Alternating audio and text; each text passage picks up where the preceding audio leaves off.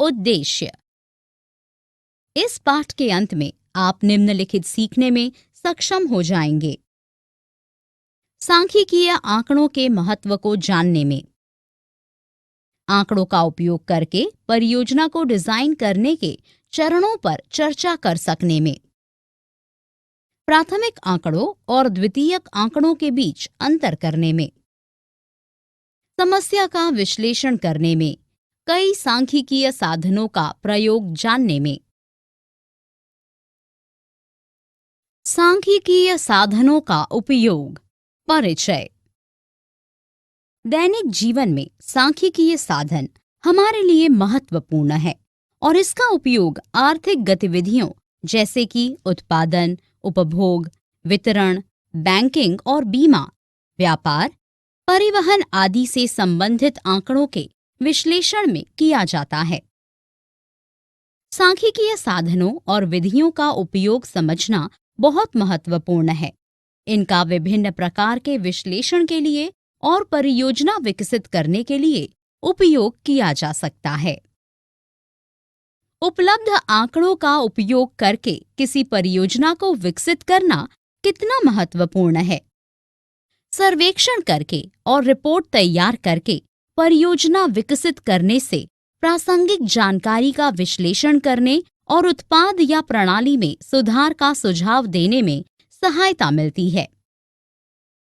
आंकड़ों का उपयोग करके परियोजना बनाने की दिशा में चरण यदि हम मोटे तौर पर वर्गीकृत करें तो 6 अलग-अलग चरण हैं जिनका परियोजना विकसित करते समय उपयोग किया जाता है, जो इस प्रकार हैं।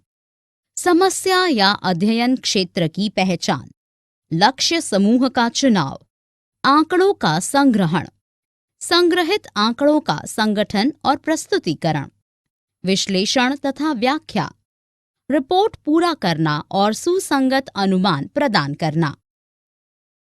समस्या या अध्ययन क्षेत्र की पहचान। शुरुआत में आपको यह पहचानना होगा कि आप क्या अध्ययन करना चाहते हैं।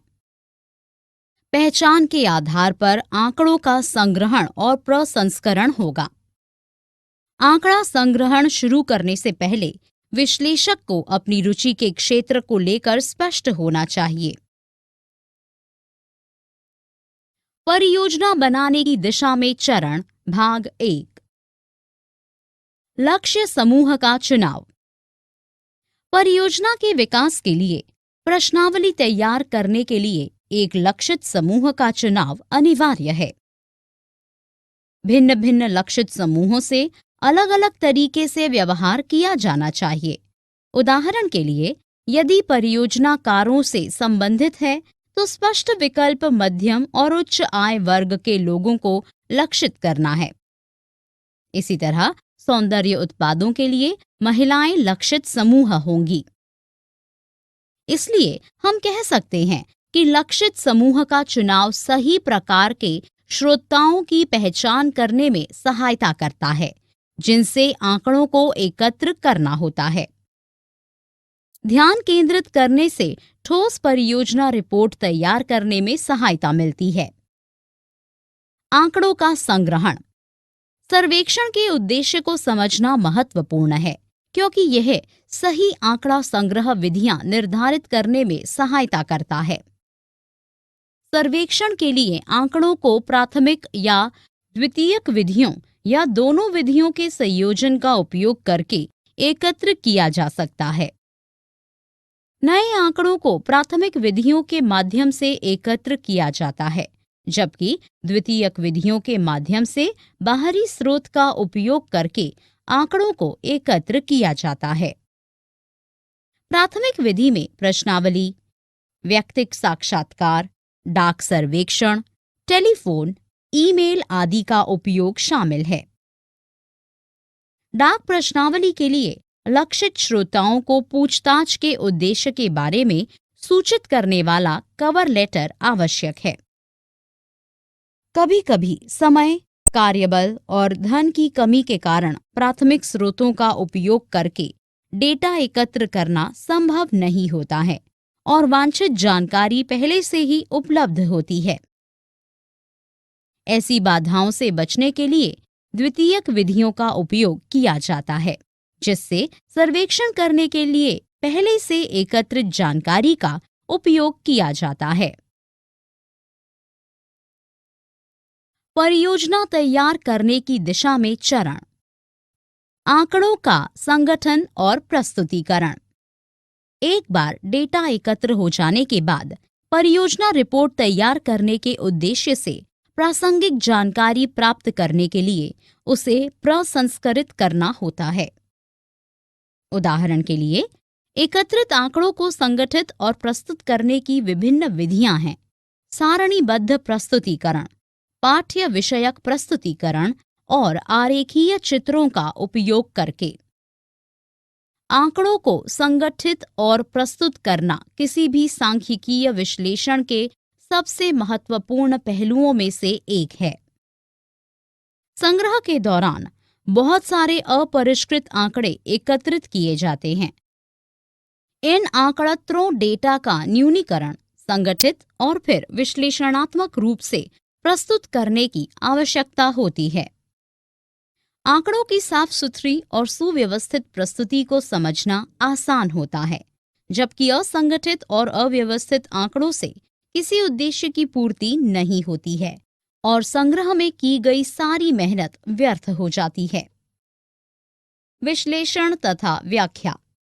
उपयुक्त जानकारी पता लगाने के लिए संपूर्ण सर्वेक्षण को उसके सर्वेक्षण समूह में तोड़ने की प्रक्रिया को आंकड़ों का विश्लेषण कहा जाता है। गुणात्मक या मात्रात्मक तकनीकों का उपयोग करके आंकड़ों का विश्लेषण किया जा सकता है। आंकड़ों को पूर्व निर्धारित लक्ष्य के साथ दर्ज किया जाता है। निर्णय लेने के लिए आंकड़ों का विश्लेषण महत्वपूर्ण होता है और सर्वेक्षणकर्ताओं को अपना कार्य व्यापार प्रभावी ढंग से संचालित करने के लिए सटीक जानकारी प्रदान करने में सहायता करता है। दर्ज किए गए लेकिन विश्लेषित नहीं किए गए आंकड़े समय और मेहनत की बर्बादी है। आंकड़ों की व्याख्या करना एकत्रित, संगठित और विश्लेषित किए गए सांख्यिकीय आंकड़ों की समझ पैदा करने की प्रक्रिया है। इस प्रक्रिया के लिए शोधकर्ता से दूरदर्शिता और कुशाग्रता की आवश्यकता होती है। शोधकर्ता की रचनात्मकता के आधार पर आंकड़ों की कई तरह से व्याख्या की जा सकती है। निष्कर्ष। आंकड़ों का निष्कर्ष शोध उद्देश्यों के लिए परियोजना विकसित करने की दिशा में अंतिम चरण है। विश्लेषण और व्याख्या किए गए आंकड़ों से सार्थक निष्कर्ष निकालना समस्या के आधार पर समाधान प्रदान कर। सारांश। हमने जो कुछ सीखा है उसे संक्षेप में दोहराएं। सांख्यिकीय साधन दैनिक जीवन में हमारे लिए महत्वपूर्ण होते हैं और कई आर्थिक गतिविधियों से संबंधित आंकड़ों के विश्लेषण में उपयोग किए जाते हैं। परियोजना विकसित करना एक प्रक्रियात्मक प्रक्रिया है जिसमें कई चरण शामिल हैं। परियोजना विकसित करने के लिए सर्वप्रथम समस्या या अध्ययन क्षेत्र को पहचानना महत्वपूर्ण है। एक बार पहचान हो जाने के बाद विश्लेषक को लक्षित समूह चुनना होता है जिन पर अध्ययन किया जाता है। उदाहरण के लिए, साबुन जैसे उपभोक्ता उत्पादों से संबंधित परियोजना अध्ययनों के लिए आप सभी ग्रामीण और शहरी उपभोक्ताओं को लक्षित करेंगे। इसलिए लक्षित समूहों का चुनाव, उन लोगों की पहचान करना जिन पर आप अपना ध्यान केंद्रित करेंगे, परियोजना रिपोर्ट तैयार करते समय बहुत महत्वपूर्ण होता है। लक्षित समूह तय हो जाने के बाद अगले चरण में प्राथमिक या द्वितीयक या यथा उपयुक्त दोनों विधियों का उपयोग करके आंकड़ों का संग्रहण शामिल होता है। आंकड़ा संग्रह विधि का चुनाव महत्वपूर्ण है क्योंकि यह वास्तविक विश्लेषण के समय उपयोगी होता है। प्राथमिक विधि में प्रश्नावली, साक्षात्कार आदि का उपयोग शामिल होता है, जबकि द्वितीयक विधि में तृतीय पक्ष सेवाओं का उपयोग करके आंकड़ों का संग्रह शामिल होता है। भिन्न भिन्न परियोजनाओं के लिए अलग अलग संग्रहण विधियों की आवश्यकता होती है और विश्लेषक द्वारा अपनी परियोजना के लिए किसी भी एक या दोनों आंकड़ा संग्रह तकनीकों के संयोजन का विकल्प चुना जा सकता है।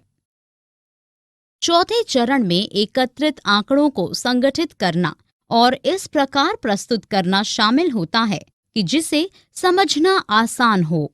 एकत्रित जानकारी का प्रसंस्करण इसी चरण में होता है। आंकड़ों का उपयोग करके परियोजना विकसित करने की दिशा में अंतिम चरण इसका प्रकार विश्लेषण और व्याख्या करना है कि यह तर्कसंगत हो। सांख्यिकीय आंकड़ों का उपयोग करके परियोजना विकास निष्कर्ष के साथ समाप्त हो जाता है, जिसमें विस्तृत विश्लेषण और व्याख्या के बाद सार्थक निष्कर्ष निकाला जाता है।